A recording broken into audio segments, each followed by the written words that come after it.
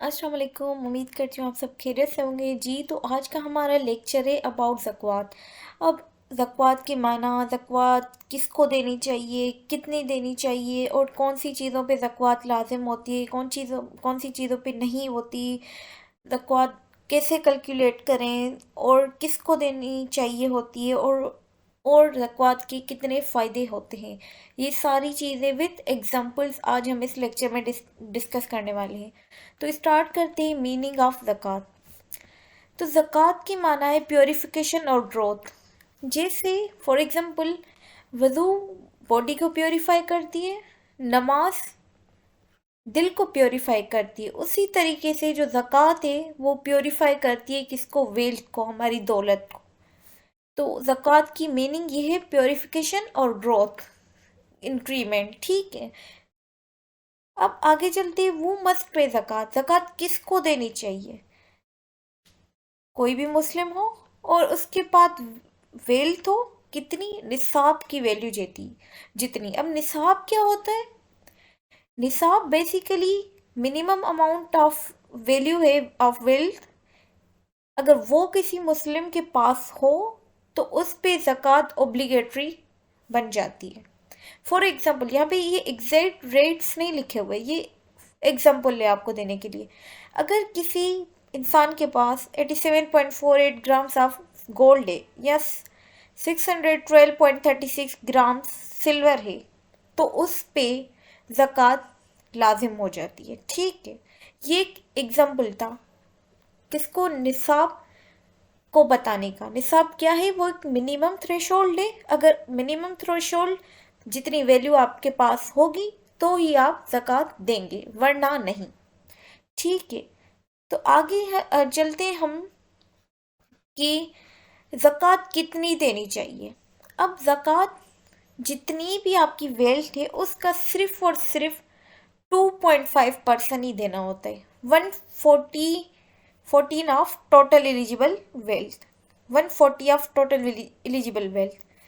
आपके पास कितना भी कुछ हो, आपको सिर्फ उसमें से 2.5% ही देना है, उसको हम बोलते हैं ज़कात देना। ठीक है, अब कौन सी ऐसी चीज़ें हैं जिन पे ज़कात देना लाजमी है? अब हर चीज़ के लिए ज़कात लाजमी नहीं होती, ये भी डिस्कस करेंगे। सबसे पहले है कैश एंड बैंक सेविंग।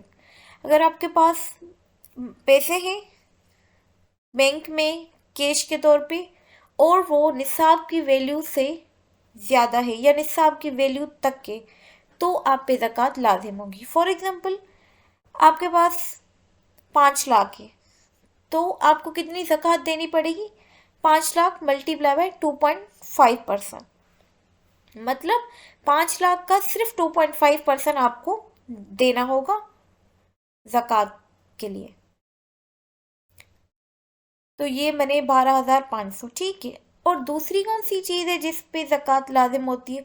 वो है गोल्ड और सिल्वर। अगर आपके पास गोल्ड या सिल्वर है निसाब की वैल्यू जितना, तो आपके ऊपर ज़कात लाजिम हो जाती है। यहाँ पे गोल्ड और अगेन गोल्ड का एग्जांपल दिया गया है। अगर आपके पास 100 ग्राम्स ऑफ गोल्ड है तो सिर्फ 100 से 2.5% गोल्ड आपको उतनी वैल्यू ज़कात में देनी होगी। ठीक है, आगे चलते हैं बिजनेस इन्वेंट्री। अगर आपके पास कोई बिजनेस है जिससे आपको इतना इनकम आ रहा है जो कि मिनिमम थ्रेशोल्ड जितना है या उससे ज़्यादा है ऑफ ज़कात, तो फिर आपको ज़कात देनी पड़ेगी। यहाँ पे एग्जाम्पल भी लिखा हुआ है। ठीक है, अब आगे चलते हैं एग्रीकल्चर प्रोडक्ट्स। अगर आपके पास कोई एग्रीकल्चर है, ठीक, कोई आपके पास लैंड वगैरह है तो भी आप पे ज़कात लाजिम होती है अगर वो उतनी लैंड है तो। यहाँ पे लिखा भी हुआ है 5% if land is irrigated, 10% if land is artificially made. ठीक है, अगेन मूविंग फॉरवर्ड, अगर आपके पास लाइव स्टॉक है जैसे कैटल्स, कैमल, शीप, फिर भी आप पे ज़कात लाजिम होती है। अब वो डिपेंड करता है आप पे, आपके पास कितने एनिमल्स हैं तो उस हिसाब से वो ज़कात की कैलकुलेशन होती है, जो हम हदीस को फॉलो करके या फिर किसी से पूछ के फिर देते हैं। ठीक है, आगे चलते हैं, ज़कात किन चीज़ों पे लाजिम नहीं है। अगर वो चीज़ें हों आपके पास फिर भी आप ज़कात नहीं देंगे, वो है आपके पर्सनल बिलोंगिंग्स, जिसमें आ जाते हैं आपके क्लोथ, हाउस, फर्नीचर, जो भी आपका है, कितना भी है, उन पे ज़कात नहीं है। उन चीज़ों के लिए ज़कात आपको नहीं देनी पड़ती, ठीक है।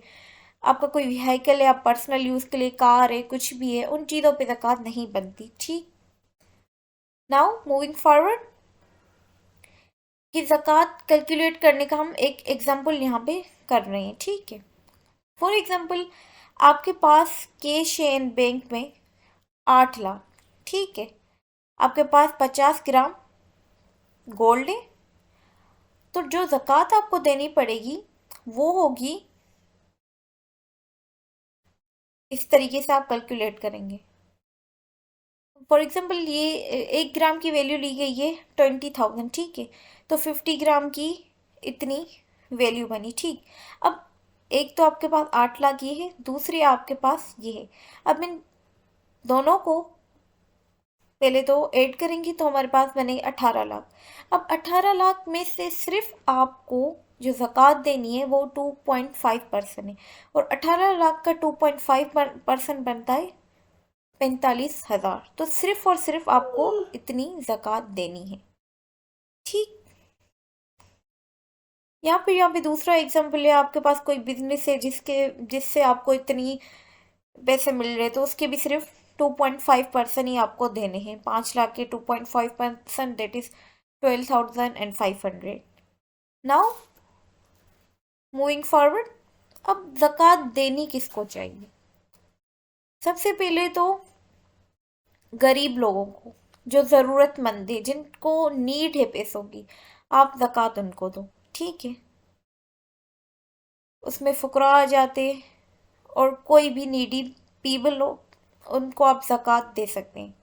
फिर ज़कात कलेक्टर आ जाते हैं, जो कि ज़कात कलेक्ट करते हैं और फिर उनको डिस्ट्रीब्यूट कर सकते हैं, बट अथेंटिक वन। और उसके बाद जो है टू फ्री स्लेव, उनको भी दिया जा सकता है। गुलामों को आज़ाद करने के लिए डिबेटर्स को भी, फी सबील्ला भी आप दे सकते हैं। ट्रेवलर्स जो कि ज़रूरत में हो उनको भी दे सकते हैं, ठीक है। Those who are hurted are to be reconciled. अच्छा, जिन्होंने न्यू न्यू इस्लाम कबूल किया है, इस्लाम की तरफ आ रहे, तो आप उनको अगर ये पैसे दे रहे हैं तो वो एक इम्पोर्टेंस ऑफ इस्लाम समझेंगे, ठीक है। तो आप उनको भी दे सकते हैं। Now moving forward, benefits of ज़कात। ज़कात के तो बहुत सारे बेनिफिट्स हैं, जिनमें कुछ यहाँ पे नीचे डिस्कस किए गए हैं। सबसे पहले अगर बात कर लें तो स्पिरिचुअल बेनिफिट्स, वो आपकी दौलत को, आपके सोल को प्योरीफाई करता है। अल्लाह का से जो आपका फेथ है उसको स्ट्रॉन्ग करता है, ठीक है। और दूसरा जो है सोशल बेनिफिट्स, आप गरीबों की मदद कर रहे होते तो उनकी पॉवर्टी कम हो जाती है थोड़ी सी, और नीडी पीपल की ज़रूरत पूरी हो जाती है। और इकोनॉमिक बेनिफिट्स देखें तो वो circulates wealth in society, supports community development, community development के लिए वो पैसे दे सकते हैं। ये उसके बेनिफिट्स है उसको सपोर्ट करने के लिए, ठीक। तो ये था आज का हमारा लेक्चर अबाउट द ज़कात।